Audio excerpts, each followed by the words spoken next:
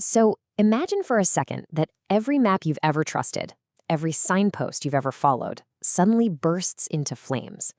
That's the powerful, kind of unsettling world we're diving into today. We're going to explore a parable that asks a really fundamental question. When all the old guides are gone, how do you not just find your way, but forge a brand new path from scratch? And this quote, it just nails the feeling, doesn't it? It sets the stage perfectly. That comforting warmth of old certainties is gone, and we're left standing in the stark, cold light of a new day. And this isn't just about loss, it's about a radical, new kind of freedom, one that's as profound as it is, frankly, terrifying. So, in this new dawn, every single one of us is standing at this exact crossroads. We all have to make a choice, a really fundamental choice between two totally different ways of living, two profoundly different paths forward. Okay, so on one side, you've got what's called the last man. He's just content, swimming in this shallow, risk-free comfort. It's a kind of flatline happiness with no real highs or lows because he's totally lost the desire to aim for anything beyond himself. But then on the other side, you have the wanderer. This person hears the world's silence not as an empty void, but as a wake-up call, a summons to ignite their own creative fire and build new meaning from the ashes. Right at this critical moment, as the wanderer is weighing these two paths, a guide appears. His name is Zarathustra, and he's coming down from the mountains. But he's not coming down in defeat. He's coming down because he's overflowing with wisdom, like a bee that's gathered way too much honey and just has to give it away. He's here to offer a totally new way of thinking. And here it is, the absolute heart of his message. Humanity isn't the end goal. We're not some finished product. Nope. We are a transition. We're like a rope stretched over a giant abyss. We're a bridge to something greater. The whole point is the journey across that bridge. We are the process, not the final destination.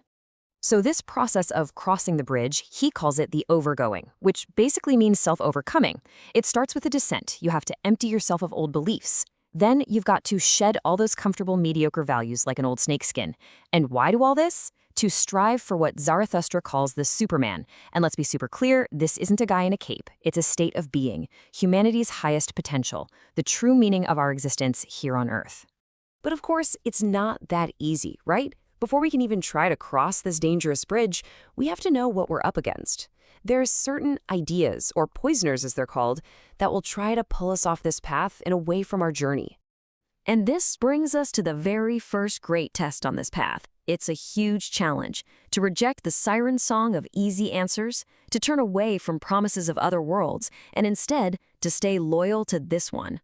Zarathustra gives this really strong warning against people who talk about super earthly hopes, promises of an afterlife, a heavenly reward. He calls them poisoners because these ideas cheapen the only life we actually have. They're basically despisers of life, trading our vibrant, messy, beautiful existence for some pale ghost, and that just stops our progress across the bridge cold. So, what does it mean to be true to the earth? It means saying a powerful, wholehearted yes to all of it. The body, your senses, this very moment. It means you embrace the suffering right alongside the joy, without ever looking for an escape hatch to some other promised reality. Because this earth, right here, is the only place the Superman can ever be realized. But being true to the earth isn't just about looking outward. The next step on this journey, well, it's a bit of a curveball. It requires us to turn our gaze inward and face a really difficult, maybe even painful truth about ourselves. Zarathustra talks about something he calls the hour of great contempt. What's that? It's that moment of gut-wrenching self-reflection when your own happiness, your own achievements, even your own virtues suddenly just feel small, maybe even loathsome. It's a sharp, painful recognition of your own limits. Now, I know what you're thinking. Self-contempt? That sounds awful. But here's the wild twist. This feeling isn't a sign of weakness. It is the very fuel you need for overgoing. It's that chaos inside you, that divine dissatisfaction that is absolutely essential if you want to give birth to a dancing star, to create something new and brilliant within yourself. And that right there is what makes the last man so pathetic. He is so darn content in his little mediocre life that he's incapable of despising himself anymore. He's lost that inner fire of dissatisfaction. But it is only through that contempt for who you are now that you find the real motivation to start that dangerous crossing towards who you could become. Okay, so, armed with this inner fire, this powerful dissatisfaction, the wanderer is finally ready. And they discover two last, incredibly powerful tools for forging their own destiny and achieving true self-mastery. The first tool is the will to power. Now, it is so important to get this right. This is not about dominating other people, not at all. It's the fundamental drive for self-mastery. Think of it like the engine for self-improvement, that creative fire that pushes you to take the chaos inside yourself and shape it, to create your own values and to strive for your own inner excellence. The second tool, wow, this one is revealed through a pretty haunting thought experiment.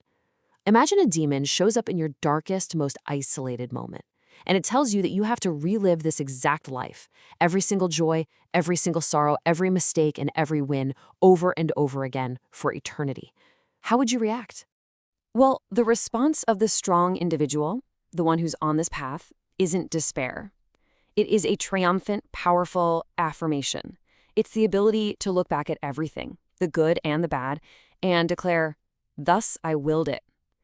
This one little phrase radically changes everything that's ever happened to you into an act of your own will, something you own completely.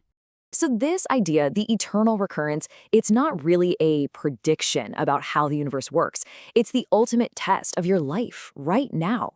If you can joyfully accept this infinite cycle, you achieve the highest possible form of life affirmation.